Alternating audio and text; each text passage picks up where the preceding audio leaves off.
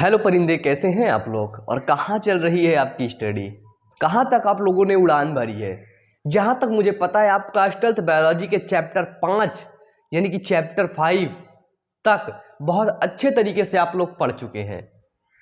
यदि आपने अभी तक चैप्टर 5 तक नहीं पढ़ा तो उसके लेक्चर्स हमारे चैनल की प्लेलिस्ट पर है और उस प्लेलिस्ट का नाम है कक्षा 12 जीव विज्ञान। क्लास 12th बायोलॉजी के प्लेलिस्ट है, उसी पर सारे वीडियोस आपके अपलोड हैं, पार्ट बाय पार्ट जितने भी है सब सीरियल से अपलोड है। तो आप लोग वहां पर जाइए, प्लेलिस्ट पर जाइए और वीडियोस को देखिए। तो आज हम इस वीडियो में, अभी तक आप लोग 1 शॉर्ट वीडियो भी देख चुके हैं। चैप्टर 1 का 1 short video, chapter 2, chapter 3, chapter 4, chapter 5 है ना। चैप्टर 5 तक मैंने 1 शॉर्ट वीडियोस कंप्लीट करवा दिए हैं।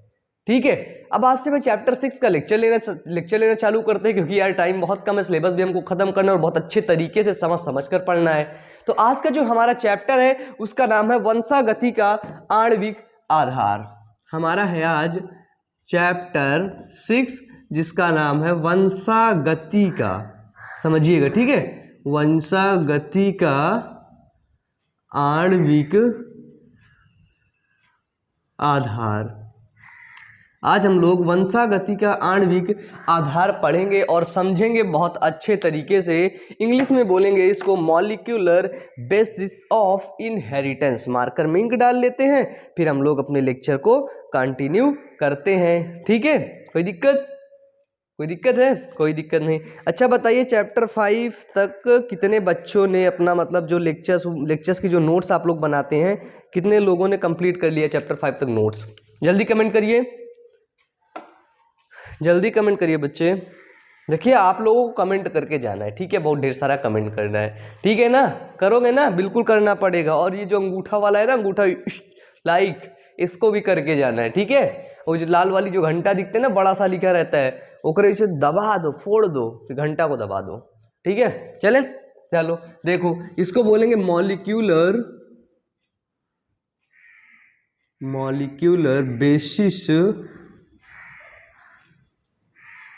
Basis of inheritance. ठीक है, मॉलिक्यूलर बेसिस ऑफ इनहेरिटेंस। यहां पे समझने वाली बात ये है, देखो क्लास 12th बायोलॉजी चैप्टर 6, यहां पे आप लोग ये समझ लीजिए चैप्टर 6 है किसका, क्लास 12th बायोलॉजी है ना। इसको देखो है ना, अमेरिकन भाषा में बोलो, हम लोग बोलते हैं बायोलॉजी, ऐसे बोलो बायोलॉजी है ना। चलो देखा, ठीक है। आप लोग मत बोलना कहीं पे नहीं गलत साबित कर दिए जाओगे, चाहे जहां भी रहोगे, है ना। चलो यहां पर अब हम लोग ये देखेंगे वंशागति का आणविक आधार में क्या देखेंगे कि हमको पता है कि कुछ लक्षण होते हैं। क्या पता है हमको एक चीज ये पता है कि लक्षण होते हैं, है ना। क्या होते हैं, हमको पता है कि कुछ लक्षण होते हैं, और वो लक्षण कहाँ पे जाते हैं, वो लक्षण पीढ़ी में जाते हैं। जैसे मनुष्यों की, जैसे जो हमारी जो पीढ़ी है, हमारी जो मतलब कि संतानों की जो पीढ़ी है, पुरानी पीढ़ी, वो क्या थी, बंदर थी। बंदर से वो मनुष्य हुई, मनुष्य की पीढ़ी मनुष्य मनुष्य मनुष्य मनुष्य, हमारे जो पिछला वाला पीढ़ी था वो मनुष्य था, उसके पिछला वाला पीढ़ी वो भी मनुष्य था। तो हमको पता है ये मनुष्यता का जो लक्षण मिल रहा है वो कहाँ से मिल रहा है, पीढ़ी से। और इस पीढ़ी में क्या होता है, इसी पीढ़ी के अंदर होता है न्यूक्लिक अम्ल, जिसको हम लोग जानते हैं डीएनए आरएनए। इस चैप्टर में हम लोग बेसिकली डीएनए और आरएनए के बारे में पढ़ेंगे कि आखिरकार वंशागति जो है, इसको न्यूक्लिक अम्ल इसको हम लोग बोलेंगे, या फिर इसको बोल सकते हैं हम आनुवांशिक पदार्थ। क्या बोल सकते हैं, आनुवांशिक पदार्थ। इस चैप्टर में बेसिकली यही आनुवांशिक पदार्थ को पढ़ेंगे, जेनेटिक मटेरियल को पढ़ेंगे, डीएनए और आरएनए को पढ़ेंगे। आप लोगों को यह पता है कि सजीवों में 2 प्रकार का न्यूक्लिक अम्ल पाया जाता है। जो हमारे सजीव होते हैं, है ना, सजीव जानते हो क्या होते हैं, सजीवों में 2 प्रकार का न्यूक्लिक अम्ल पाया जाता है।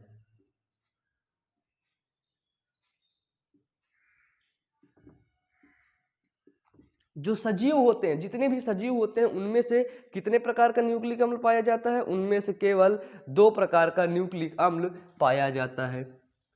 सजीवों में कितने प्रकार का, 2 प्रकार का न्यूक्लिक अम्ल। क्लियर है। कोई दिक्कत यहाँ तक बताइए, किसी कोई दिक्कत तो कमेंट करिए जल्दी, जल्दी से आप लोग कमेंट करिए यहाँ तक किसी कोई दिक्कत हो तो। सजीवों में हमको पता हो गया कि सजीवों में 2 प्रकार का न्यूक्लिक अम्ल पाया जाता है। पहले को हम लोग जानते हैं डीऑक्सीराइबोस न्यूक्लिक अम्ल, अलग पेन से लिख देते हैं क्या इसको,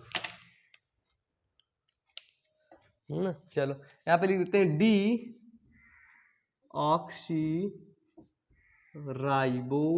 न्यूक्लिक अम्ल,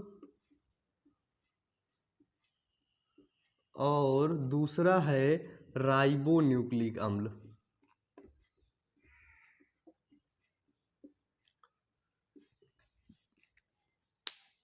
अच्छा, आप लोग हमें ये बताएंगे कि सजीव क्या होते हैं, लिविंग थिंग्स क्या होते हैं, बताइए।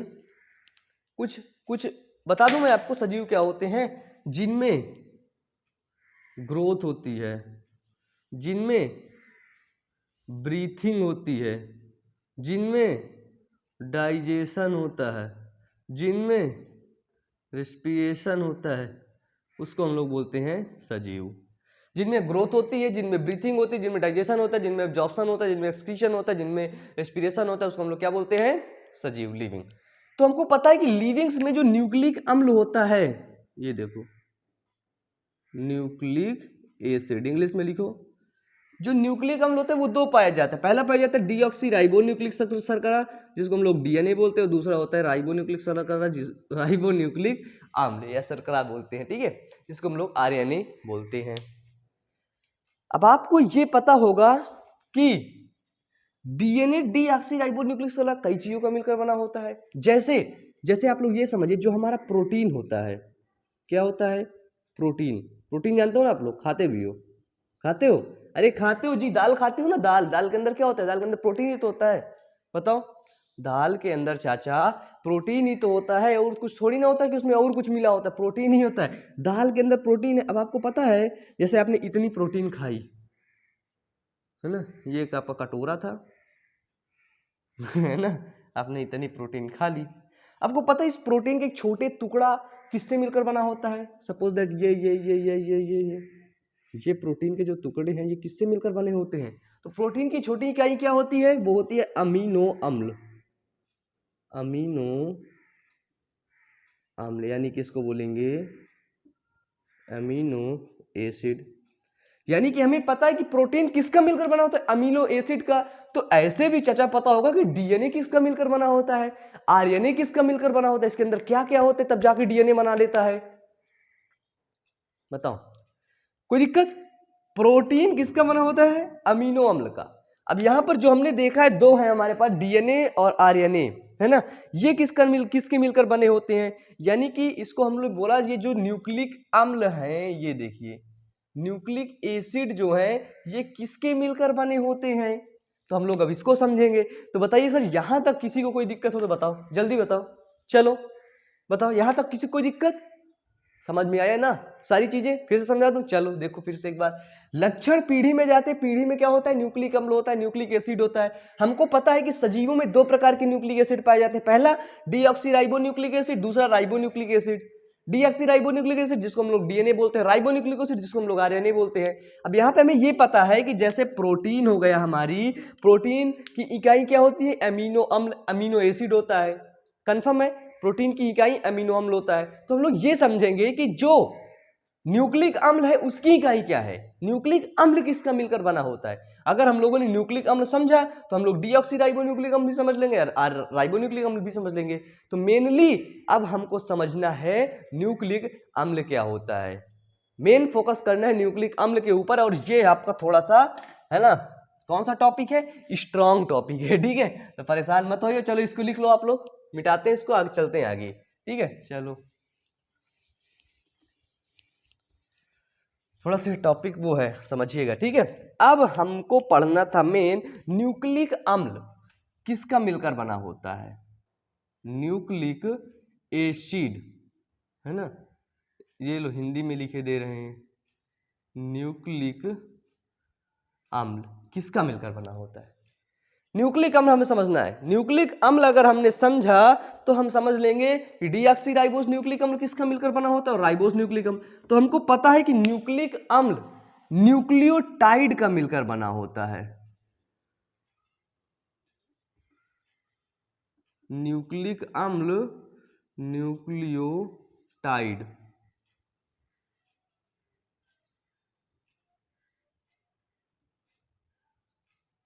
न्यूक्लिक अम्ल किसका मिलकर बना होता है? न्यूक्लियोटाइड का मिलकर बना होता है। बताओ ये समझ में आया कि नहीं? न्यूक्लिक अम्ल न्यूक्लियोटाइड का मिलकर बना होता है। और ये जो न्यूक्लिक अम्ल है ना, ये दो न्यूक्लिक अम्ल हो सकते हैं। पहला हो सकता है आरएनए और दूसरा हो सकता है डीएनए। डीएनए और आरएनए दोनों में न्यूक्लिक अम्ल पाया जाता है।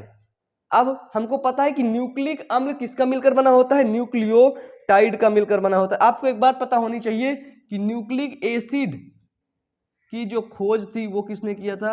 वो किया था फ्रेडरिक मिसर ने। ठीक है, ये याद रख लीजिए। न्यूक्लिक अम्ल की खोज किसने किया था? फ्रेडरिक मिसर ने। लेकिन फ्रेडरिक मिसर ने जो इसका नाम रखा था वो रखा था न्यूक्लियॉन, है ना? क्योंकि न्यूक्लियॉन क्यों रखा? क्योंकि न्यूक्लिक अम्ल को फ्रेडरिक मिसर ने कहां पर देखा? न्यूक्लियस में देखा, केंद्रक में देखा। बाद में एक वैज्ञानिक आते हैं जिनका नाम है अल्टमान। अल्टमान ने इसका जो नाम था वो क्या दिया? उसका नाम न्यूक्लिक अम्ल दिया। क्यों दिया? इसकी अम्लीय प्रकृति के कारण, है ना? अम्लीय प्रवृत्ति के कारण अल्टमान ने इसको न्यूक्लिक अम्ल का नाम दे दिया। अब ये न्यूक्लिक अम्ल हमारे क्या होते हैं? आपको पता है डीएनए होते हैं और आरएनए होते हैं। अब हमको पता हो गया कि डीएनए और आरएनए को न्यूक्लिक अम्ल बोलते हैं। न्यूक्लिक अम्ल किसका बना होता है? न्यूक्लियोटाइड का बना होता है। अब चाचा ये बताओ कि न्यूक्लियोटाइड के अंदर क्या क्या होते हैं? तो न्यूक्लियोटाइड के अंदर होता है न्यूक्लियोटाइड के अंदर तीन चीजें होती हैं। पहला होता है आपका शर्करा, ठीक है, शर्करा होता है जिसको हम लोग शुगर के नाम से जानते हैं। बताइए, न्यूक्लियोटाइड के अंदर पहले नंबर पे क्या होता है? शर्करा होता है जिसको हम लोग शुगर के नाम से जानते हैं। तीसरा होता है फॉस्फेट, तीसरा होता है फॉस्फेट समूह जिसको हम लोग फॉस्फेट ग्रुप के नाम से जानते हैं। क्या जानते हैं? फॉस्फेट ग्रुप के नाम से। परेशान मत होना, पूरा समझ में आएगा, ठीक है ना? टेंशन मत लेना। चौथा है नाइट्रोजनी समक्षार, नाइट्रोजनी क्षारक या फिर समक्षार बोल सकते हैं। इसको हम लोग बोलते हैं नाइट्रोजनी base, nitrogenous base, nitrogenous base, नाइट्रोजनी क्षारक। तो अब देखो, समझो, हे चचा इधर समझो। कहाँ ध्यान है तुम्हारा? पढ़ने में मन नहीं लग रहा का? बताओ, पढ़ने में मन नहीं लग रहा का? तो हाँ जी, पढ़ने में का नहीं कर रहा का? नहीं कर रहा पढ़ने में का जी? नहीं कर रहा, ना कर रहा। देखो, न्यूक्लिक अम्ल न्यूक्लियोटाइड का मिलकर बना होता है। न्यूक्लिक अम्ल की खोज सर्वप्रथम फ्रेडरिक मिसर ने किया, नाम न्यूक्लियॉन रखा। बाद में अल्टमान नामक वैज्ञानिक रहा, इसकी न्यूक्लिक प्रवृत्ति के कारण इसका नाम क्या रख दिए? इसका नाम उन्होंने रख दिया न्यूक्लिक अम्ल।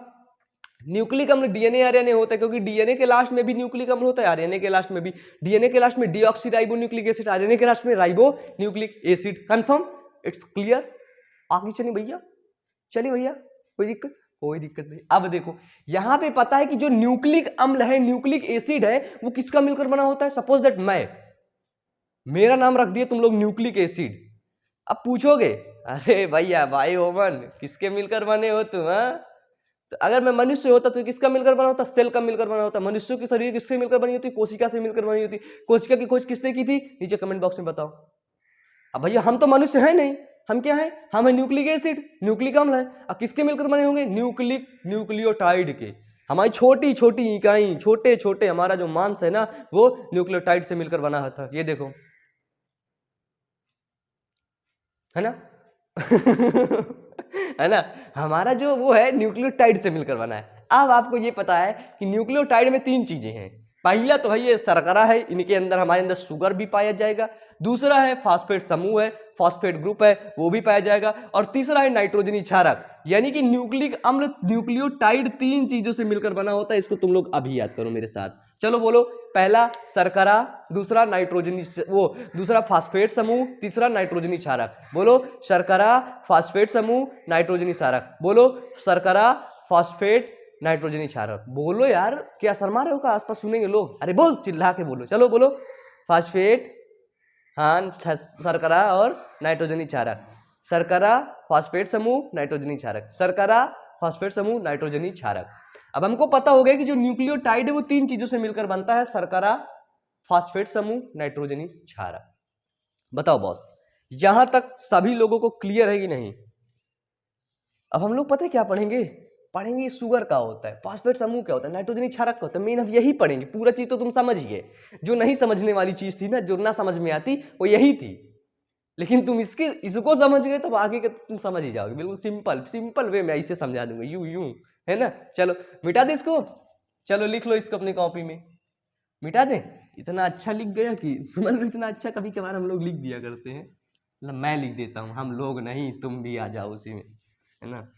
ये 2-3 बच्चों ने मुझे मैसेज किया इंस्टाग्राम पे, और उन्होंने उनकी जो नोट्स थी ना यार गजब की थी, सुपर्ब थी नोट्स, बहुत अच्छा उन्होंने लिखा था। तो उनको कहता हूँ कि आप लोग बहुत अच्छे हैं वास्तव में, और अगर आप लोगों को पर्सनली बात करनी है तो आप लोग इंस्टाग्राम पर आइएगा, मैसेज वहाँ पर जरूर कीजिएगा, हम बात करेंगे। इंस्टाग्राम की लिंक नीचे डिस्क्रिप्शन बॉक्स में है।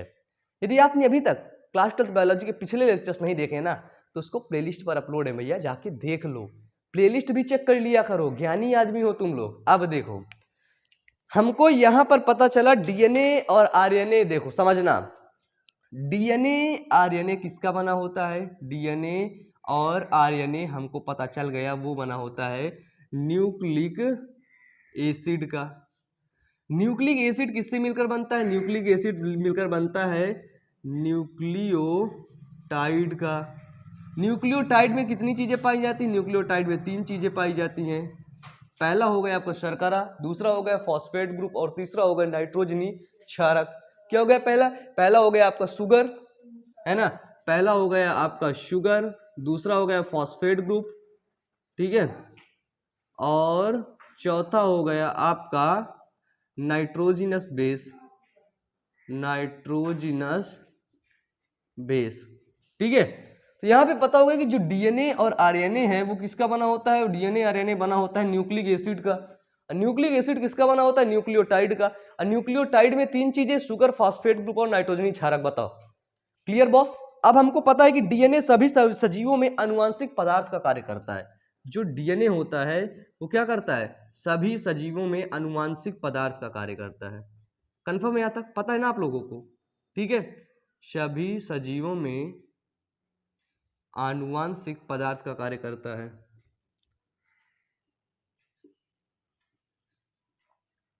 आप लोगों को सिलेबस कम हुआ है ना 30%, तो आप लोगों ने वीडियो को देखा है 30% वाला सिलेबस, उसको देख लेना। अगर मैं कुछ ज़्यादा पढ़ाऊँ ना तो नीचे कमेंट कर देना, और ये भी बता देना कि अगले जो टॉपिक्स होंगे ना, कल जो पढ़ाऊंगा वो क्या क्या पढ़ाऊँ।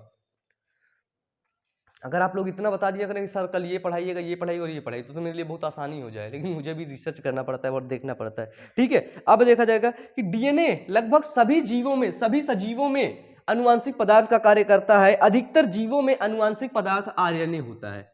अब यहां पर है क्या है? अधिकतर जीवों में, अधिकतर जीवों में,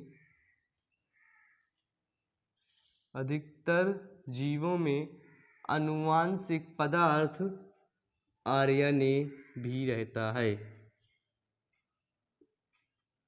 ठीक है, मतलब बेसिकली हर जगह पर सभी सजीवों में डीएनए कार्य करेगा, लेकिन अधिकतर जीवों में, कभी कभार के जीवों में क्या होगा?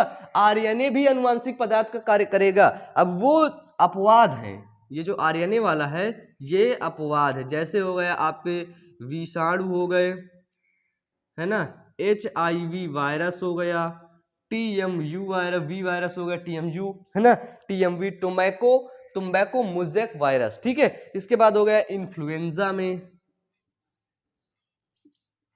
इन्फ्लुएंजा में आरएनए आनुवांशिक पदार्थ का कार्य करता है। ठीक है, इन्फ्लुएंजा में क्या करता है? आरएनए क्या करता है? आनुवांशिक पदार्थ का कार्य करता है। मतलब कि कुछ विषाणु, कब जैसे सपोज दैट 1000 सजीव पाए जाते हैं हमारे पृथ्वी पर, लेकिन मिलियंस में पाए जाते हैं। ठीक है, सपोज दैट समझाने के लिए 1000 सजीव पाए गए, उनमें से 50 जो सजीव है ना, उनका आनुवांशिक पदार्थ आरएनए होगा। बाकी जो 950 है ना, 950 वो सारे क्या है, उनके सारे अंदर क्या पाया जाएगा, उनके सारे अंदर पाया जाएगा डीएनए। तो डीएनए सभी सजीवों में आनुवांशिक पदार्थ का कार्य करता है। अधिकतर जीवों में आरएनए आनुवांशिक पदार्थ का कार्य करता है, जैसे TMV virus, tobacco mosaic virus, फिर एचआईवी वायरस, इन्फ्लुएंजा वायरस, ठीक है, ये सारी चीजें हो गई। अब चलो यहां तक समझ में आया, बताइए, यहां तक बेसिक था, सारी चीजें यहां तक क्लियर है कि नहीं, क्लियर है, इसको मिटा दूं मैं, चलो इसको हम लोग अब मिटा देते हैं। अब हम लोगों को जो समझने वाला पॉइंट है ना, अब वो आता है मेन। यहां पर आप लोगों को एक एक चीजों का ध्यान देना पड़ेगा, है ना।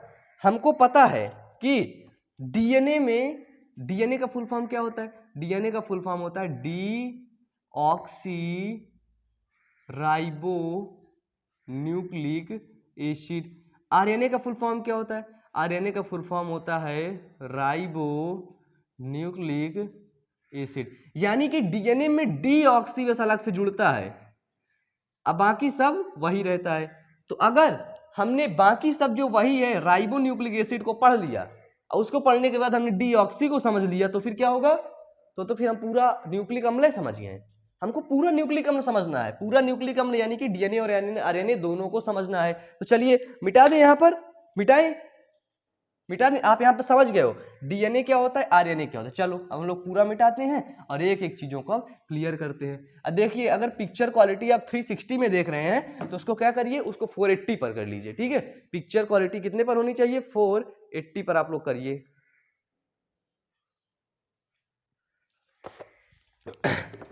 जुकाम हो गई यार, है ना। हमको यहाँ पे क्या पता है, हमको जैसे पता है डीएनए है और आरएनए है, फुल फॉर्म आपको पता ही है। अब कोई दिक्कत है फुल फॉर्म में, कोई दिक्कत नहीं, सब क्लियर है। अब हमको पता है कि डीएनए क्या होते हैं, हमको पता है कि डीएनए के अंदर क्या पाया जाता है, हमने बताया कि न्यूक्लिक एसिड, न्यूक्लिक एसिड के बाद न्यूक्लियोटाइड। डीएनए के अंदर क्या पाया जाएगा, डीएनए के अंदर पाया जाएगा न्यूक्लियोटाइड। अब भैया एक न्यूक्लियोटाइड के अंदर 3 चीजें पाई जाती हैं, तो क्या तीनों चीज पूरे शरीर का निर्माण होता है, नहीं। क्या होता है, बहुत से न्यूक्लियोटाइड रहते हैं। तो हम लोग बहुत का क्या उपयोग करते हैं बायोलॉजी में, पॉलीन्यूक्लियोटाइड, पॉलीन्यूक्लियोटाइड। क्लियर है, क्लियर है। अब हमको ये पता है कि न्यूक्लियोटाइड में 3 चीजें होती हैं, वही न्यूक्लियोटाइड तीन चीजें मिलकर के क्या बनाती, पॉलीन्यूक्लियोटाइड। 3 चीजें होती है, यानी कि पहला होता है हमारा शुगर, है ना, और दूसरा होता है फॉस्फेट ग्रुप, ठीक है, दूसरा क्या होता है हमारा फॉस्फेट ग्रुप, और तीसरा होता है नाइट्रोजनी बेस, नाइट्रोजिनस बेस, नाइट्रोजनी समक्षार, शर्करा, फॉस्फेट समूह और नाइट्रोजनी क्षारक या नाइट्रोजनी समक्षार। अब यहां पे जो शर्करा पाई जाती है उसको, शर्करा को हम लोग बोलते हैं पेंटोज शर्करा, पेंटोज शुगर। तो इसको हम लोग पेंटोज शुगर भी बोल सकते हैं या फिर इसको हम लोग शुगर भी बोल सकते हैं। तो अब हम लोग समझेंगे पहली चीज को, शुगर को। शुगर, पेंटोज शुगर बोलते हैं। शुगर का फॉर्मूला क्या होता है बताइए, C5, हाँ, H10 और O5। शुगर का फॉर्मूला यही होता है, C5, H10 और O5, शुगर हो गया।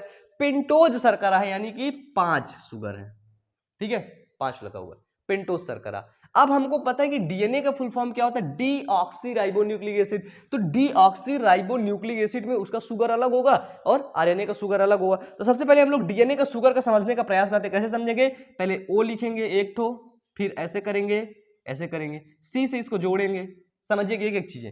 फिर इसको क्या करेंगे, इसको हम लोग ऐसे करेंगे, ऐसे करेंगे, इतना स्ट्रक्चर आपको बनाना है। चलो इतना स्ट्रक्चर तुम लोग बना लोगे कि नहीं, इतना स्ट्रक्चर मैंने बना लिए तो मैंने खुश। अब देखो, अब आपको इसके ऊपर H जोड़ना है, इसके ऊपर भी H जोड़ना है, इसके नीचे H जोड़ना है और इसके नीचे आपको जोड़ना है OH। चलो बताओ, यहां तक क्लियर है, यहां तक क्लियर है। इसके बाद आपको इसके ऊपर जोड़ना है OH और इसमें जोड़ना है H। बताओ यहां तक क्लियर है। इसके ऊपर जोड़ना है CH2OH और इसके नीचे जोड़ना है OH, ओ सॉरी H। ये हुआ हमारा डीएनए का फॉर्मूला, शुगर डीएनए। इसका फॉर्मूला होगा C5H10O4। पेंटोज शुगर इसको बोला जाता है, लेकिन इसमें O4 लिखा जाता है। ठीक है, अब इसको गिनती करो। सबसे पहले बताया ना कैसे समझना है, बताया ना। सबसे पहले O बनाओ, फिर C बनाओ, फिर C बनाओ, फिर C बनाओ, जोड़ दो। ठीक है, कंफर्म है? कोई दिक्कत? देखो ऐसे बना, कोई दिक्कत? कोई दिक्कत। अब यहाँ पे तुमने OH से जोड़ा, इसको H से जोड़ा, इनके ऊपर आपने दोनों में H लिख दिया, इसके नीचे H, इसके नीचे OH, इसके नीचे CH2OH, इसके नीचे H। 5 बार बनाओगे पूरा समझ आ जाएगा। काउंटिंग कर लो, कार्बन के संख्या कितनी है? 1 2 3 4 फिर 5। कंफर्म? हाइड्रोजन गिनो, 1 2 3 4 5 6 7 8 9 10, 10 भी पूरे हैं। ऑक्सीजन गिनो, ऑक्सीजन कितने हैं? 1 2 3 और 4, 4 ऑक्सीजन है। कार्बन की संख्या 5 है, हाइड्रोजन कितने हैं? 10 हैं। ठीक है, तो इसको बोलते हैं हम लोग शुगर, यानी कि शर्करा। तो बताओ ये शुगर आपको समझ में आया कि नहीं? बताओ, इतने बेस्ट वे में पढ़ाया मैंने इसको, हम लोगों ने बोला शर्करा। ठीक है, इसको हम लोग पेंटोज भी बोल सकते हैं। ठीक है, पेंटोज शर्करा, इतने बेस्ट वे में समझाया, समझ आ गया ना यहाँ तक? शुगर समझ में आया? कोई दिक्कत हुई? कोई दिक्कत नहीं बॉस। अब हम लोग क्या करते हैं, आरएनए का भी समझ लेते हैं। ठीक है, देखो आरएनए में एक छोटा सा दिक्कत ये है, आरएनए में समझने में वाली बात ये है कि जो यहाँ पर H है ना, यहाँ पे एक O कर देते हैं, ये डीएनए का था, है ना। अब हम लोग आरएनए का समझने के लिए सबसे पहले यहाँ पे बनाया O ऑक्सीजन, फिर इसको हमने कार्बन से जोड़ा, कार्बन कार्बन, फिर इसको भी कार्बन से जोड़ा। हाँ, हो गया। हमको पता है ऊपर क्या लिखना है, H लिखना है इसकी तरह, इसमें भी क्या लिखना है, H लिखना है, इसमें H लिखना है, इसमें OH लिखना है। तो यहाँ पर भी हमने OH कर दिया।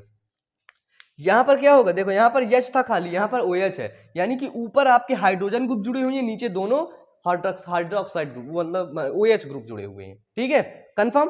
क्लियर? आगे चलें। चलो, अब यहाँ पर हमने जोड़ दिया, यहाँ पर जोड़ा OH, यहाँ पर जोड़ा H, जैसे यहाँ भी जुड़े हुए हैं। बस खाली OH बस आपको हटाना है और बाकी सब चीजें क्लियर हैं। यहाँ पर हमने लिखा CH2OH और यहाँ पर हमने जोड़ दिया H। बताइए बस, ये हुआ आपका आरएनए का शुगर,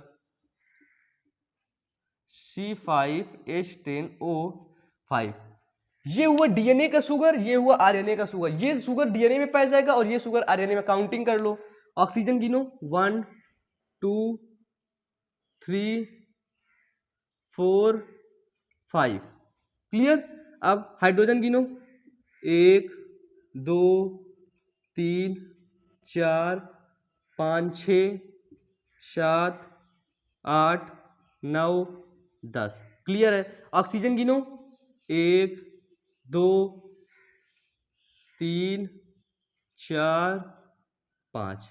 क्लियर है? ये हुआ आरएनए में पाया जाता है। डीएनए में पेंटोज शर्करा बोली जाती है, लेकिन पेंटोज शर्करा पर यहाँ पर फॉर्मूला होगा C5H10O4। बहुत पूछा जाता है, तो वो घुमा घुमा के पूछ लेगा और तुमको फंसाने का बार बार प्रयास करेगा। अगर एक भी बार तुम यहाँ पर फंस गए ना, तो माने तुम गए।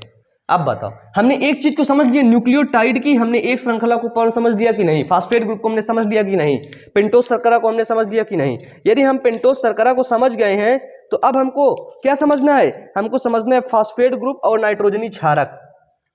ठीक है, ठीक है, पेंटोज शर्करा, फॉस्फेट ग्रुप और नाइट्रोजनी क्षारक। तो बताओ सर, यहां तक किसी को कोई दिक्कत हो तो बताओ। चलो, शुगर समझ में आया कि नहीं, चित्र बना लोगे कि नहीं? सबसे पहले आपको क्या बनाना है, सबसे पहले आपको ऑक्सीजन बनाना है, फिर कार्बन बनाना है, जोड़ देना है। समझो, इसको मैं कहता हूं तुम 5 बार बनाओ, अभी बनाओ। तब तक मैं इसको मिटाऊंगा ना, वीडियो रोक लो, पॉज कर लो, 5 बार इसको बनाओ, अभी बनाओ। और जो बाद के लिए छोड़ दिए ना, देखना कभी नहीं याद होगा। ठीक है, चलो मिटा दे इसको। चलो, हमने एक चीज को समझ लिया और उस चीज को हमने बोला शर्करा, शुगर को हमने समझ लिया।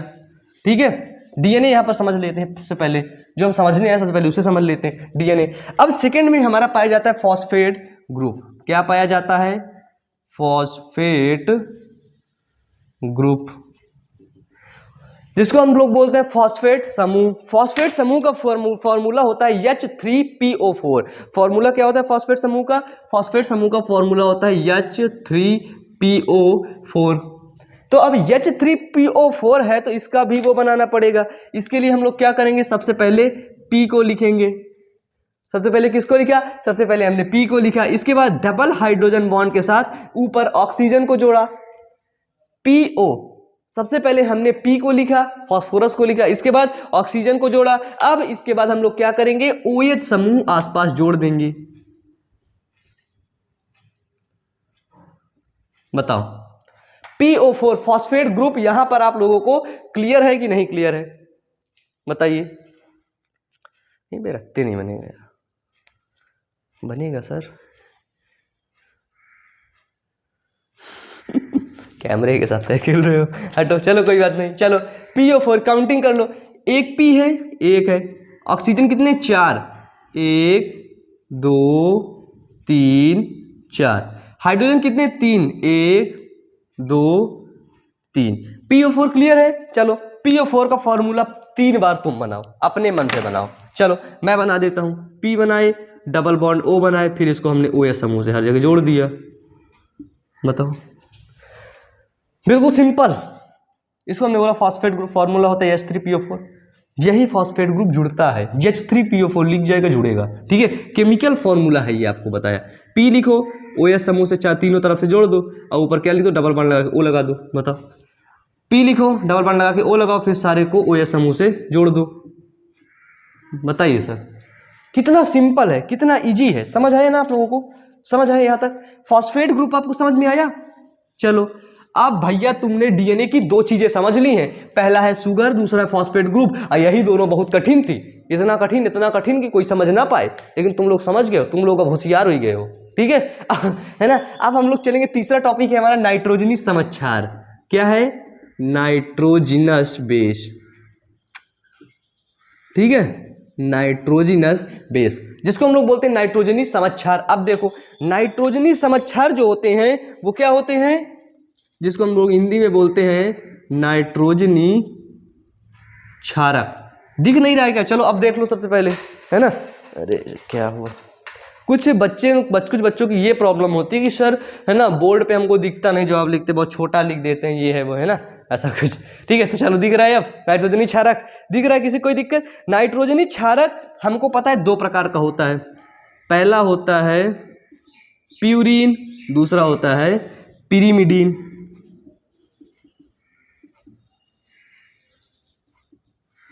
पहला क्या होता है? पहला होता है प्यूरीन, दूसरा होता है पिरीमिडीन। चलो, नाइट्रोजनी क्षारक 2 प्रकार का होता है। पहला होता है प्यूरीन, दूसरा होता है पिरीमिडीन। अब प्यूरीन के अंदर 2 चीजें पाई जाती हैं। पहला होता है एडेनिन, हिंदी में भी यही लिखेंगे, इसको ए से इंडिकेट करेंगे। दूसरा होता है ग्वानिन, जिसको हम लोग जी से, मतलब इसको हिंदी में भी यही लिखेंगे और इंग्लिश में भी यही लिखेंगे, एडेनिन ग्वानिन। अब देखो, तीसरे में पिरीमिडीन 3 भागों में बटा होता है। पहला क्या होता है? पहला होता है थाइमीन, पहला होता है थाइमीन, जिसको टी से इंडिकेट करते हैं। दूसरा होता है साइटोसिन, थाइमीन, साइटोसिन, और तीसरा होता है यूरेसिल, जिसको हम लोग यू से इंडिकेट करते हैं। नाइट्रोजिनस बेसिस, नाइट्रोजिनस क्षारक 2 प्रकार का होता है। सबसे पहले प्यूरीन, पिरीमिडीन। प्यूरीन 2 भागों में, एडेनिन, ग्वानिन। दूसरा जो पिरीमिडीन होगा 3 भागों में, थाइमीन, साइटोसिन और यूरेसिल। बताइए बॉस, यहां तक आप लोगों को क्लियर हुआ कि नहीं? बताओ, यहां तक किसी भी बच्चे को कोई भी प्रॉब्लम हो तो वो हमसे बता सकता है। बताओ, ये टॉपिक थोड़ा सा कठिन है, थोड़ा सा कठिन है, इतना नहीं, इतना कठिन है, इतना नहीं कठिन है, इतना कठिन है। इतने कठिन को मैं ऐसे बेहतरीन तरीके से समझा रहा हूँ कि इतना कठिन बना दे रहा हूँ, बिल्कुल नीचे तक कठिन कर दे रहा हूँ, और इतना नीचे थोड़ा सा कठिन लग रहा है ना? समझो, समझ आएगा। समझना है ना तो लेक्चर दोबारा से देख लेना। ठीक है, चलो, फॉस्फेट ग्रुप, नाइट्रोजनी समक्षार, दोस्तों के पास यार शेयर कर दो, अपने बच्चों के पास जल्दी से, ताकि मेरा भी कुछ हो जाए, है ना? चलो, यह तो क्लियर है, नाइट्रोजनी समक्षार। अब हम लोग क्या स्ट्रक्चर बना लेंगे, सारी चीजें हमने पढ़ लिया। नाइट्रोजनी समक्षार में अब आप लोग एक, है ना, इंपॉर्टेंट पॉइंट, अच्छा ये बताइए, एलईडी स्क्रीन दिखाइए, हाँ ठीक है। नाइट्रोजनीय समाचार में आप हमको ये बताइए कि जो डीएनए होता है और आरएनए होता है, इनमें 2 है, इनमें 3 है, तो डीएनए में नाइट्रोजनीय समाचार कौन कौन पाया जाएगा? डीएनए में नाइट्रोजनीय समाचार पाया जाएगा एडेनिन, ग्वानिन, थाइमिन, साइटोसिन। तो एडेनिन किससे जुड़ेगा? थाइमिन से जुड़ेगा। एडेनिन जुड़ेगा थाइमिन से और साइटोसिन जुड़ेगा ग्वानिन से। ये डबल हाइड्रोजन बॉन्ड के साथ और ये ट्रिपल हाइड्रोजन बॉन्ड के साथ।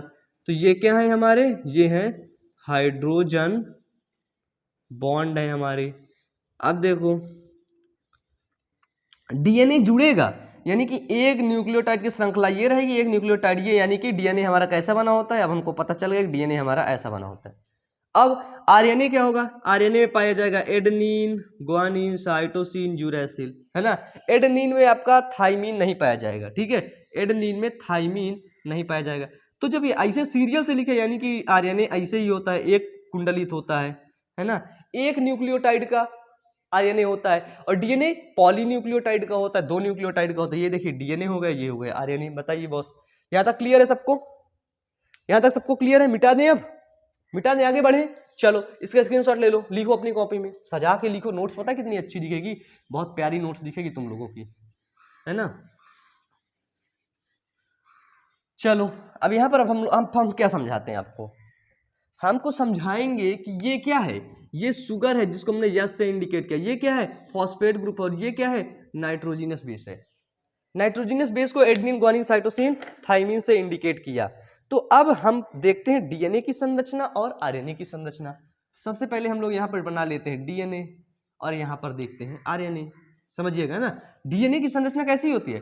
डीएनए की संरचना हमको पता है ऐसी होती है ना। आरएनए की संरचना कैसी होती है? आरएनए की संरचना ऐसी होती है ना। अब देखो डीएनए की संरचना ऐसी हुई तो हमको पता है डीएनए में क्या पाया जाएगा? न्यूक्लिक अम्ल। न्यूक्लिक अम्ल किसका बना होगा? न्यूक्लियोटाइड का मिलकर बना होगा। न्यूक्लियोटाइड में 3 चीजें होती, शुगर, फॉस्फेट और नाइट्रोजनी बेस। तो सबसे पहले क्या होगा? सबसे पहले फॉस्फेट ग्रुप शुगर से जुड़ेगा, फिर फॉस्फेट ग्रुप शुगर से जुड़ेगा, फिर फॉस्फेट ग्रुप शुगर से जुड़ेगा, और इस शुगर के साथ क्या जुड़ेगा? इस शुगर के साथ जुड़ेगा नाइट्रोजिनस बेस।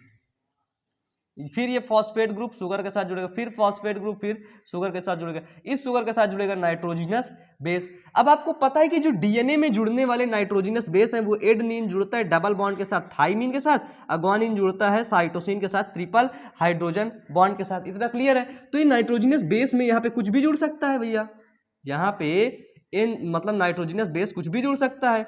एडेनिन भी जुड़ सकता है, थाइमिन भी जुड़ सकता है, ग्वानिन, साइटोसिन, ग्वानिन कुछ भी जुड़ सकता है। अब ये अगर एडेनिन जुड़ेगा तो इधर हमारा थाइमिन होगा, क्लियर है। अगर थाइमिन जुड़ेगा तो इधर एडेनिन होगा। ग्वानिन है, साइटोसिन होगा ट्रिपल हाइड्रोजन बॉन्ड के साथ, साइटोसिन है, ग्वानिन जुड़े, ग्वानिन है, साइटोसिन है ट्रिपल हाइड्रोजन बॉन्ड के साथ। अब देखो एक श्रृंखला ये हमारी बन गई। इस श्रृंखला को हमने बोला न्यूक्लियोटाइड चेन। इसको क्या बोला हमने? इसको हमने बोला न्यूक्लियोटाइड चेन, एक न्यूक्लियोटाइड। अब इधर भी यही न्यूक्लियोटाइड चेन बनेगी, अब इधर न्यूक्लियोटाइड चेन बनेगी तभी तो डीएनए पूरा होगा। अब ये थाइमिन जुड़ गया यानी कि इधर भी नाइट्रोजनी बेस जुड़ गया, इधर भी नाइट्रोजनी बेस। अब इधर फॉस्फेट ग्रुप जोड़ना पड़ेगा, पहले शुगर जोड़ दिया, फिर फॉस्फेट ग्रुप, फिर फॉस्फेट ग्रुप, फिर शुगर, फिर फॉस्फेट ग्रुप, फिर शुगर, फिर फॉस्फेट ग्रुप, फिर शुगर, फिर फॉस्फेट ग्रुप, फिर शुगर, फिर फॉस्फेट ग्रुप। बताओ समझ में आया डीएनए की नहीं? बताइए। जो हमारा जो डीएनए ऐसा बना होता है ना, इसी ऐसे ही मिलकर के बना होता है। ये देखो मिटा दूं इसको, चलो। फॉस्फेट ग्रुप रहता है इसके बाद, फिर शुगर रहता है, फिर फॉस्फेट ग्रुप, फिर शुगर, फॉस्फेट ग्रुप, फिर शुगर, फॉस्फेट ग्रुप, फिर शुगर, फिर फॉस्फेट ग्रुप, फिर शुगर। अब इसके अंदर एडेनिन रहता है, थाइमिन से जुड़ेगा ऐसे। ग्वानिन रहेगा, किससे जुड़ेगा? साइटोसिन से। फिर थाइमिन रहेगा, एडेनिन से जुड़ेगा, फिर ग्वानिन रहेगा, फिर साइटोसिन से जुड़ेगा। ऐसे जुड़ता रहता है डीएनए। बताओ ये चीज समझ में आई कि नहीं? जो मैं बिल्कुल बेसिक से समझाया हूं वो चीज समझ में आई कि नहीं है? बताओ। चलो मिटाएं इसको, आरएनए समझा दें। चलो आरएनए समझा देते हैं। आरएनए में क्या होता है? आरएनए में भी हमें पता है 3 चीजें होती हैं। पहला हो गया शुगर, फिर क्या हुआ? पहला हुआ फॉस्फेट ग्रुप हमारा हुआ, फिर क्या हुआ? शुगर, फिर फॉस्फेट ग्रुप, फिर शुगर, फिर फॉस्फेट ग्रुप, फिर शुगर, फॉस्फेट ग्रुप, फिर शुगर। क्योंकि शुगर के साथ जुड़ता है नाइट्रोजिनस बेस, याद रखना। नाइट्रोजिनस बेस किसके साथ जुड़ेगा? शुगर के साथ जुड़ेगा। अब फॉस्फेट ग्रुप किसके साथ जुड़ेगा? शुगर के साथ जुड़ेगा। तो फॉस्फेट ग्रुप के बाद अब नाइट्रोजिनस बेस आएगा। नाइट्रोजिनस बेस जैसे हमने बोल दिया एडेनिन, ग्वानिन, यूरैसिल, है ना, थाइमीन बस नहीं रहेगा, साइटोसिन लिख दिया, ये हो गया हमारा आरएनए का स्ट्रक्चर। ये देखो, बताओ यहां तक क्लियर है बॉस? अब हम थोड़ा सा, यहां तक क्लियर है सबको? कोई दिक्कत हुई? कोई दिक्कत हुई? समझ में आया ना? सब समझ में आया? चलो यहां पे हम लोग समझ लेते हैं बॉन्ड के बारे में, कि जो फॉस्फेट जुड़ रहा है शुगर से, वो कौन सा बॉन्ड होता है? जो फॉस्फेट शुगर से जुड़ रहा है उस बॉन्ड को बोलते हैं फॉस्फोडाइएस्टर बंध। फॉस्फेट जो शुगर के साथ जुड़ता है इसको बोलते हैं फॉस्फोडाइएस्टर बंध। इसको हमने बोला फॉस्फोडाइएस्टर बंध। फॉस्फेट ग्रुप शुगर के साथ जिस प्रकार जुड़ रहा है फॉस्फोडाइएस्टर बंध होता है। जैसे मैं आपके साथ कैसे जुड़ रहा हूं? यूट्यूब के माध्यम से, वीडियोस के माध्यम से। वीडियोस क्या हुए? फॉस्फोडाइएस्टर बंध हुए। अब भैया ये वीडियोस कहां जा रहे हैं?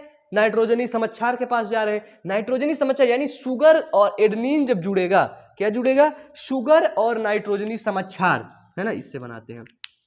जब शुगर नाइट्रोजनी समक्षार के साथ जुड़ेगा, है ना, तो शुगर जब नाइट्रोजनी समक्षार के साथ जुड़ेगा तो उस बंध को बोलेंगे ग्लाइकोसिडिक बंध।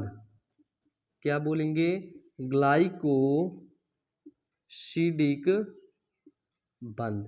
ये हुआ हमारा ग्लाइकोसिडिक बंध और ये हुआ हमारा फॉस्फोडाइएस्टर बंध। बताओ, बिल्कुल सिंपल वे में समझा दिया कि नहीं मैं? बताओ, समझ में आया? किसी कोई दिक्कत? यहां पे 1 सेकंड ना, क्या यार सारा सामान बिखरा रहता है। लेक्चर के लिए आते हैं, मूड खराब हो जाता है। और ट्राइपॉड रखा हुआ, लाइटिंग का व्यवस्था तो वही था। चलो यहां पे पता चल गया कि फॉस्फेट जब शुगर से जुड़ेगा फॉस्फोडाइएस्टर, शुगर नाइट्रोजनी बेस से जुड़ेगा ग्लाइकोसिडिक बंध से। अब पता है नाइट्रोजनी बेस यानी कि एडेनिन, थाइमीन, है ना, ये सब जुड़ेगा जब ग्वानिन साइटोसिन से। एडेनिन किससे जुड़ेगा? थाइमीन से। थाइमीन किससे जुड़ेगा? एडेनिन से जुड़ेगा, है ना। ये किससे जुड़ा होता है? तो इसको पता है हमको, ये जुड़ा होता है हाइड्रोजन बंध के द्वारा। बॉन्ड समझ में आया? बोर्ड एग्जाम का इंपॉर्टेंट सा क्वेश्चन है, बिल्कुल पोप वाला, है ना, बिल्कुल प्यारा सा क्वेश्चन है। अगर बोर्ड एग्जाम में ये ना पूछा गया ना तो समझ लो कुछ नहीं पूछा गया, बोर्ड एग्जाम में कुछ नहीं पूछा गया। तो बताओ डीएनए और आरएनए अब आज से तुम बना लोगे कि नहीं? डीएनए आरएनए की बाहरी श्रृंखला जो है, आंतरिक श्रृंखला जो है, क्या क्या बना होता है ना, कैसे फॉर्मूलाज होते हैं, बना लोगे ना? तो क्या करोगे? एनसीईआरटी बुक एक बार खोल के देख लो तुम लोग। चलो मिटा दे इसको, चलो इसका स्क्रीनशॉट ले लो, मिटा दे। यार ये टॉपिक बड़ा है। ये टॉपिक पता है जब मैं पढ़ रहा था ना तब मैं खुद भी 50 बार अपने सर से पूछा हूँ, 50 बार ये सारी चीजें क्लियर की जब मैं ट्वेल्थ में था, है ना। ट्वेल्थ पास आउट हुए तो मुझे कई साल हो गए हैं, लेकिन मुझे साल तो कई हो जाते हैं लेकिन वो बातें जो होती है ना वो सारी चीजें याद रहती हैं, है ना। शाल वगैरह ये सब चीजें तो बदलता रहता है, लेकिन जो है ना, जो बातचीतें हो जाती हैं, जैसे आज मैं भी जो आप लोगों से बात कर लूंगा आज, वो आप लोगों को जिंदगी भर हमेशा के लिए याद रहेगा, है ना। कि अरे भाई अमन था ना, ऐसे बात कर रहा था। तुम लोग भी पता नहीं कैसे बात करते हो मुझसे, है ना, क्योंकि तुम लोग बात ही नहीं करते हो, क्योंकि तुम लोग कुछ पूछते ही नहीं हो।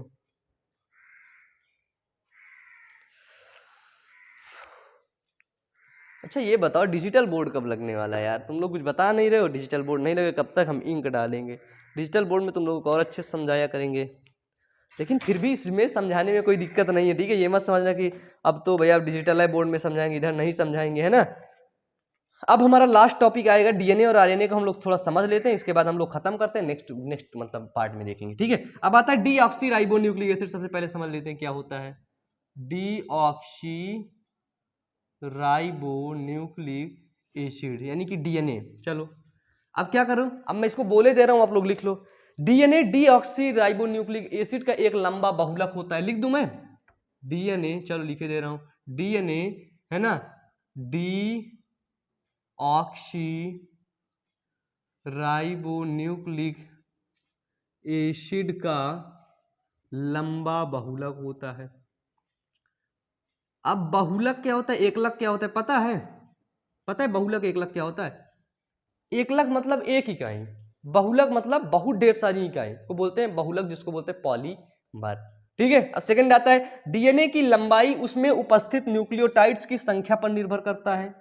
डीएनए कितना लंबा होगा जो डीएनए की जो लंबाई है, डीएनए की लंबाई उसमें उपस्थित न्यूक्लियोटाइड की श्रृंखला पर निर्भर करता है। जो डीएनए की लंबाई है उसमें उपस्थित, डीएनए की लंबाई उसमें उपस्थित न्यूक्लियोटाइड की, ठीक है, उसमें उपस्थित न्यूक्लियोटाइड की श्रृंखला पर निर्भर करता है, ठीक है, श्रृंखला पर निर्भर करता है। श्रृंखला लड़कियों का भी नाम होता है ना श्रृंखला। एक हमारी आंटी है, उनका नाम श्रृंखला आंटी है और दूर के डेंटिस्ट है, दांत की डॉक्टर है ना। श्रृंखला नाम अच्छा है, वैसे प्यारा नाम है। चलो, डीएनए की लंबाई, डीएनए हमारा कितना लंबा होगा ये किस पर निर्भर करता है? न्यूक्लियोटाइड की श्रृंखला के ऊपर। जितनी न्यूक्लियोटाइड श्रृंखला उतने ज्यादा। न्यूक्लियोटाइड श्रृंखला में शुगर, फास्फेट समूह और, बिल्कुल सही। चलो अब कमेंट करके तुम लोग बताओ न्यूक्लियोटाइड में क्या क्या पाया जाता है। जल्दी कमेंट करो, सारे बच्चे मेरे कमेंट करें, जितने बच्चे पढ़ रहे हैं सारे बच्चे कमेंट करें। चलो नेक्स्ट आता है आपका, डीएनए 2 पॉलीन्यूक्लियोटाइड श्रृंखला से मिलकर बना होता है। डीएनए कितना? डीएनए 2 पॉलीन्यूक्लियोटाइड श्रृंखला से मिलकर बना होता है। 2 पॉलीन्यूक्लियोटाइड श्रृंखला यानी कि ये देखो, पहला ये हुआ, ये चेन हुआ, फिर इसके बाद ये चेन हुआ, है ना, ये हुआ एक पॉलीन्यूक्लियोटाइड चेन, ये हुआ दूसरी पॉलीन्यूक्लियोटाइड चेन। तो यानी कि जो डीएनए होता है वो कितने पॉलीन्यूक्लियोटाइड चेन से मिलकर बना होता है? डीएनए आपका 2 पॉलीन्यूक्लियोटाइड चेन से मिलकर बना होता है। दो पॉलीन्यूक्लियोटाइड चेन से मिलकर डीएनए बना होता है। समझ गए यहां तक? कोई दिक्कत? अब आते हैं आरएनए, जिसको बोलते हैं ribo nucleic acid. RNA ribo nucleic acid का मिलकर बना होता है, ठीक है। जो आरएनए होता है वो किसका मिलकर बना होता है? आरएनए हमारा राइबो न्यूक्लिक एसिड का मिलकर बना होता है। क्लियर है? चलो समझ आया कि राइबो न्यूक्लिक एसिड से मिलकर बना होता है आरएनए। अब देखो, आरएनए जो है, आरएनए सबसे पहला आनुवांशिक पदार्थ था। आरएनए सबसे पहला आनुवांशिक पदार्थ था। यानी कि जो आरएनए है, राइबो न्यूक्लिक एसिड, सबसे पहला आनुवांशिक पदार्थ था। अब ये बताओ कि सबसे पहला आनुवांशिक पदार्थ ये है तो ये डीएनए कहां से आ गया? तो भैया क्या बोलते हैं कि आरएनए के रासायनिक रूपांतरण से, समझना, आरएनए के रासायनिक रूपांतरण से, आरएनए के रासायनिक रूपांतरण से डीएनए का निर्माण हुआ।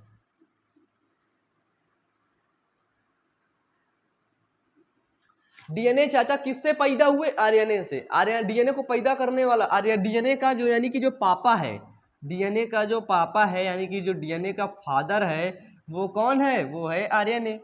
क्योंकि आरएनए के रासायनिक रूपांतरण से क्या हुआ? डीएनए का निर्माण हुआ। अब बोल सकते हो कि सबसे पहला आनुवांशिक पदार्थ कौन था? क्वेश्चन पूछ लेगा एक एक नंबर में। बताओ चाचा, बता पाओगे? नहीं बता पाओगे। हमें पता है भैया तुम नहीं बता पाओगे, क्योंकि तुम पढ़ते ही नहीं हो। इसीलिए तो मैं तुम्हें यहाँ पे पढ़ाने आया हूँ, ताकि तुम लोग अच्छे से पढ़ो और हर जगह पर क्या करो? पढ़ाई का डंका बजाओ। बायोलॉजी की जो ज्ञान है ना, बायोलॉजी, जीव विज्ञान, उसको सभी लोगों तक पहुंचा दो। जितने भी जीवित प्राणी है ना, सभी लोगों तक पहुंचा दो, है ना। पहुंचाओगे ना? पहुंचाओगे यार, मुझको तुम लोगों पर ना पूरा भरोसा है। ठीक है, चले यहाँ इसको मिटा देते हैं, अब हम लोग आगे बढ़ते हैं, है ना। चलो इसको लिख लो, कॉपी में नोट डाउन कर लो। चलो मिटाते हैं, नोट्स बनाते हुए चलो, ठीक है। कोई दिक्कत हो तो बताओ, नीचे तुम लोग फटाफट से कमेंट करते रहो। दोस्तों के पास तुम लोग शेयर नहीं करते हो, मुझे पता है तुम लोग नहीं करते हो, मैं कहता भी हूँ, उसके बाद भी तुम लोग नहीं करते हो। अरे बोलते हो कि अरे वो कुछ नहीं जानता, अरे क्या वो जान पाएगा, हम करते हैं कि नहीं। तुम लोग नहीं करते, मुझे पता है, 100% विश्वास है कि तुम लोग नहीं करते हो, भूल जाते हो। जो काम की बात है उसको तुम लोग सीख लेते हो, और जो मैं कुछ इधर उधर की बात कहते उसको भूल जाते हो। यही होना चाहिए, जो मैं पढ़ा रहा हूँ वो सब चीज़ें तुमको आनी चाहिए। अब बाकी शेयर करो चाहे ना करो, सब्सक्राइब करो चाहे ना करो, फर्क नहीं पड़ता, कोई भी फर्क नहीं पड़ता। लेकिन जितना मैं पढ़ा रहा हूँ उतना सारी चीज़ें आपको आनी चाहिए, आपको याद होनी चाहिए, क्योंकि आप कंटिन्यूअस लेक्चर्स को हमारे देखिए। अब हमको पता है कि आरएनए से क्या बना? आरएनए से बना डीएनए। क्या बना, आरएनए से बना डीएनए। जब आरएनए से डीएनए बनता है तो इसको हम लोग बोलते हैं प्रतिलोम अनुलेखन। क्या बोलते हैं, इसको हम लोग बोलते हैं प्रतिलोम अनुलेखन। ठीक है, आरएनए से डीएनए बनता है तो इसको बोलते हैं प्रतिलोम अनुलेखन, इसको बोलते हैं रिवर्स ट्रांसक्रिप्शन, है ना, रिवर्स ट्रांसक्रिप्शन। डीएनए से आरएनए बना, आरएनए से डीएनए बना, ठीक है, क्या हुआ, रिवर्स ट्रांसक्रिप्शन, प्रतिलोम अनुलेखन। अब डीएनए से बना एमआरएनए, डीएनए से क्या बना, एमआरएनए, यानी कि मैसेंजर आरएनए, मैसेंजर आरएनए से बना दिया गया प्रोटीन। ये हुआ आरएनए, ये हुआ डीएनए बना, डीएनए बना, डीएनए से बना प्रोटीन, प्रोटीन के बाद बन गया हमारा बॉडी। ये देखो चाचा बन गए वहां पे, है ना, सबसे पहला पॉइंट समझ गए। अब देखो हमको पता है कि जो डीएनए होता है, डीएनए से क्या बनता है, डीएनए से बनता है एमआरएनए, डीएनए से एमआरएनए, डीएनए से एमआरएनए बनने की क्रिया को बोलते हैं ट्रांसक्रिप्शन, ट्रांसक्रिप्शन जिसको हम लोग बोलते हैं अनुलेखन। डीएनए से आरएनए बना, एमआरएनए बना, अब एमआरएनए से क्या बनेगा, एमआरएनए से बनेगा हमारा प्रोटीन, और एमआरएनए से प्रोटीन, है ना, एमआरएनए से प्रोटीन बनने की क्रिया को बोलेंगे ट्रांसलेशन, ट्रांसलेशन, ट्रांसलेशन जो इंग्लिश में पढ़ते हो ना वो नहीं है, यहाँ पर है ट्रांसलेशन का मतलब होता है रूपांतरण। चलो अब इस प्रोटीन से क्या बना, इस प्रोटीन से हमारा बॉडी बन गया। बताओ, यानी कि जो यहाँ पर ये डीएनए था ना, ये जब कई डीएनए आपस में मिले तो डीएनए ने सिग्नल दिया कि ये चाचा क्या बनाओ, एमआरएनए को सिग्नल दिया, मैसेंजर बेटा इधर आ, इधर आ, इधर आ, जी चाचा, फिर बोला ए मैसेंजर चल प्रोटीन बना, मैसेंजर ने प्रोटीन बनाना चालू कर दिया, धीरे धीरे जब प्रोटीन बनाया तो बॉडी का निर्माण हो गया। बॉडी का निर्माण अचानक से थोड़ी ना होता है, चाचा इतने बड़े थे, इतने बड़े अंदर घुसे थे, इतने बड़े बाहर निकल आए, ऐसा थोड़ी होता है। छोटा सा अंदर गया था, बड़ा सा मिलकर बाहर आया, छोटा छोटा छोटा छोटा मिलकर 9 महीने में बन गया खूब ढेर सारा। बताओ सारी चीजें क्लियर है यहाँ तक, यहाँ तक क्लियर है या फिर नहीं, बताओ। यहाँ तक अगर ना क्लियर हो तो बता दो एक भी बार, एक बार तुरंत बता दो। चलो थम्स अप करो, थम्स अप कर दो भैया, कर दो, कर दिए। चलो थोड़ा सा एक पॉइंट और आता है, डीएनए की संरचना जो केमिकली स्ट्रक्चर के रूप में था उसको समझ लेते हैं। चलो मिटा दें इसको, मिटाते हैं। चलो अब हम लोग आगे बढ़ते हैं, थोड़ा सा डीएनए की संरचना के बारे में समझते हैं, स्ट्रक्चर ऑफ डीएनए। ठीक है, किसकी संरचना, डीएनए की संरचना। अब हमको ये पता है कि डीएनए की संरचना में क्या पाया जाता है, डीएनए की संरचना में पाया जाएगा न्यूक्लिक एसिड। न्यूक्लिक एसिड से, न्यूक्लिक एसिड किसका बना होता है, न्यूक्लियोटाइड का। न्यूक्लियोटाइड में कितनी चीजें, फॉस्फेट, शुगर और नाइट्रोजनस बेस। याद है ना, या लिख दूं, चलो याद है तुम लोगों को, ठीक है, फॉस्फेट, शुगर और नाइट्रोजनस बेस। अब मैं आपको ये बता दूं कि फॉस्फेट कहां से जुड़ेगा, नाइट्रोजनस बेस कहां से जुड़ेगा और शुगर कहां से जुड़ेगा। सबसे पहले आप लोग स्ट्रक्चर बनाइए शुगर का, ऑक्सीजन लिखा, फिर कार्बन कार्बन, फिर कार्बन, फिर कार्बन, ये जोड़ा। यहां तक क्लियर है, क्लियर। फिर बताया मैंने एच जोड़ो यहाँ पर, फिर एच जोड़ो, फिर इसके नीचे OH जोड़ो, फिर इसके नीचे एच जोड़ो। बताइए बॉस, यहाँ तक क्लियर है। यहाँ तक कौनों को लड़कियों का कोई दिक्कत, कोई दिक्कत है, कोई दिक्कत नहीं। अब फिर मैंने बोला यहाँ पर भी एच जोड़ो, यहाँ पर भी एच जोड़ो, कोई दिक्कत, कोई दिक्कत नहीं। अब ये बताओ मैंने क्या बोला था, मैंने डीएनए की संरचना में, एक मिनट, क्या हो गया यहाँ पे,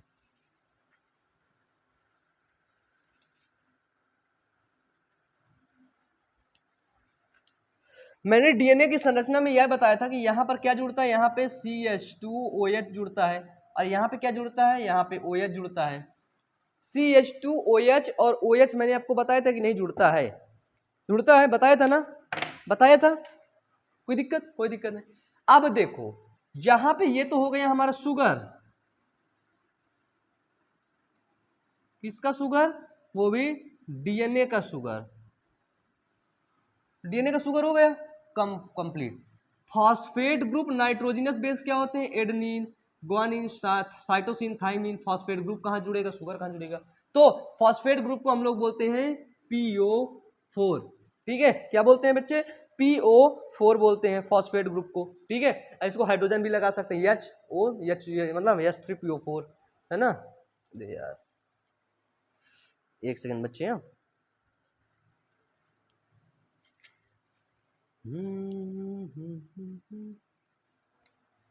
है ना। चलो अब हम लोग ये समझेंगे कि PO4 फॉस्फेट ग्रुप कहाँ पे जुड़ेगा नाइट्रोजनस बेस, तो ये जो H3 है ना, CH2OH है, यहाँ पे जुड़ेगा आपका फॉस्फेट ग्रुप, जिसको हमने बोला PO4, जुड़ा फॉस्फेट ग्रुप, फिर इसके ऊपर जुड़ेगा शुगर, फिर जुड़ेगा फॉस्फेट ग्रुप, फिर जुड़ेगा शुगर, फिर जुड़ेगा फॉस्फेट ग्रुप, समझ गए, ये हुआ हमारा शुगर। अब नाइट्रोजनस बेस कहां जुड़ेगा, इस OH के स्थान पर जुड़ेगा नाइट्रोजनस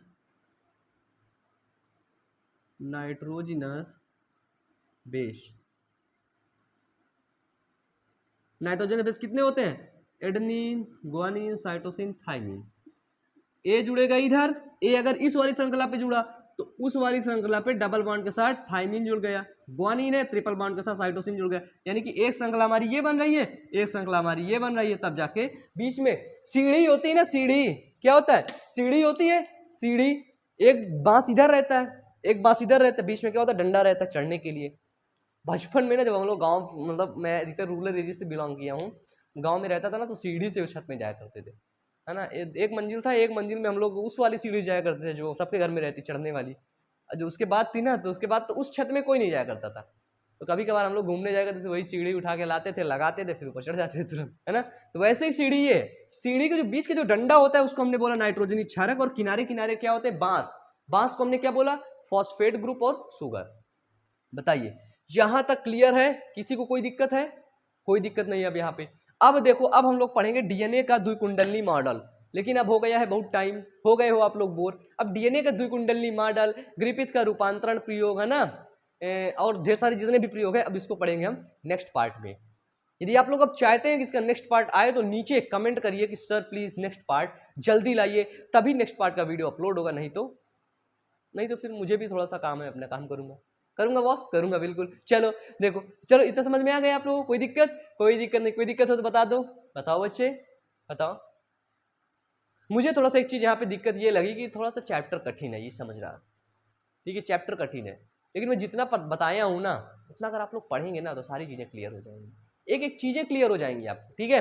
तो कठिन कोई भी चीज नहीं होता है, पता है ना। अब वायु अमन के पास पढ़ रहे होते यार, इधर क्या कठिन है, इधर कुछ भी कठिन नहीं है, ठीक है। अब क्या मीठा है, आज का लेक्चर, आज की क्लास खत्म ही है ना। चलो तो ठीक है, पढ़ते रहिए, मेहनत करते रहिए, वीडियो को लाइक करें, चैनल को सब्सक्राइब कर दीजिएगा। चलिए मिलते हैं अगले लेक्चर में, तब तक के लिए कमेंट करिए, सब बहुत ढेर सारा आप लोग प्यार दीजिए। जय हिंद, जय भारत, वंदे मातरम, wish you all the best, thank you.